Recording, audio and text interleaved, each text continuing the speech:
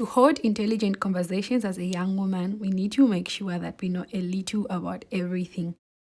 And to make that possible, we need to watch movies and documentaries that expand our knowledge, to research our things that sparkle our interest and stimulate our brain, and even more, to read books that change the perspective of our lives in many ways. I share some of those books in today's video. Lay awake with dreams inside of my mind, in hopes that I can see them. I pray that I can reach them. God only knows if I make it out alive. Welcome back or welcome to my channel. If you're watching me for the first time, I am Miley. In today's video, as you guys can tell from the title, we are going to be discussing books every young woman should read. Before I go into today's video, I just wanted to take this time to say thank you to each and every one of you guys that showed love on my last YouTube video. Thank you so much that even after not creating content for such a while, so many of you guys still showed up immediately the video was posted. So thank you so much. For some of you guys that are watching me here only on YouTube, I've got other platforms like my Facebook page and my Instagram page, Miley Zulu. There you could also follow me and we could interact more. And so without wasting much of our time, let's get into this. The first book I'm going to mention is Smart Money Woman. Zuri is exactly many of us. One thing about Smart Money Woman is that it's very relatable. Every young African woman especially would relate.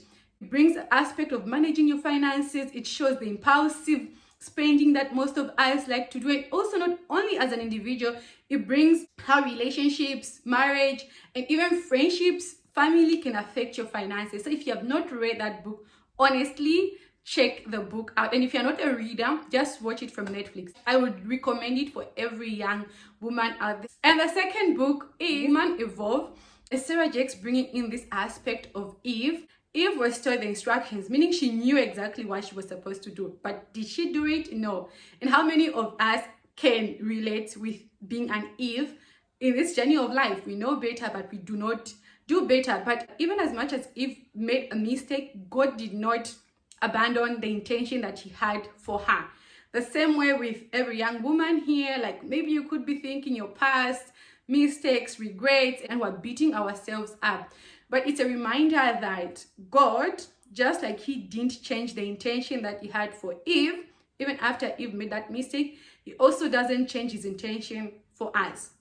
And that we can evolve into different people and that we can become better women. Good book, could read it, and I recommend it. The third book I'm going to mention on this list is Becoming by Michelle Obama. No, Michelle Obama is a leader. The book Becoming just gives that part of you're taking up leadership but you're still remaining a woman. The part that I really like, let me read it for you guys. It says, becoming is never giving up on the idea that there is more growing to be done. I loved it. I was like, sometimes when we're on a journey of becoming, we feel like there's a destination. I want to reach and become this. But it gives you this view of like you are on a journey of becoming and it's not going to end anytime soon. You're constantly evolving or constantly becoming. Obviously, so many of you guys have already read Becoming by Michelle Obama. If you haven't read it, you should definitely check it out. My fourth book is The Defining Decade. The Defining Decade is a book that comes to remind us that our 20s are actually years we should utilize. This decade is literally defining how your life will unfold in your 30s, 40s, and 50s. So I would definitely recommend that book for any person that is in their 20s and trying to think of how they could maximize their 20s and decisions from career, friendships, relationships, marriage partners, and all these many decisions that will affect the trajectory that our lives would take on. The fifth book is Fascinating Woman. The book Fascinating Womanhood is written with the concept of marriage, but even more than just marriage, there's still some things like femininity that you could still learn from there. So yeah, check it out. And people have different thoughts about it, but what I would say on my own, because I've read that book, it's a good book. There are really some nuggets that you could get from that book that you could implement in your life, and it would be helpful. For me, I have found it helpful so much. And so yeah, I'll recommend Fascinating Womanhood to anyone who wants to learn how to be a fascinating woman.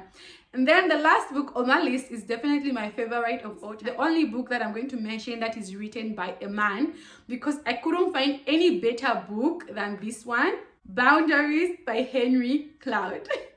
The reason I laughed is because the word boundaries has been featuring in my life so much that I actually crack every time I mention it. But yeah, the book Boundaries by Henry Cloud is a book that I recommend every young woman to read. You need it if you're those people that are people pleasers, those people that don't know how to say no, those people that just don't have boundaries and everyone has access to your life. You need that book.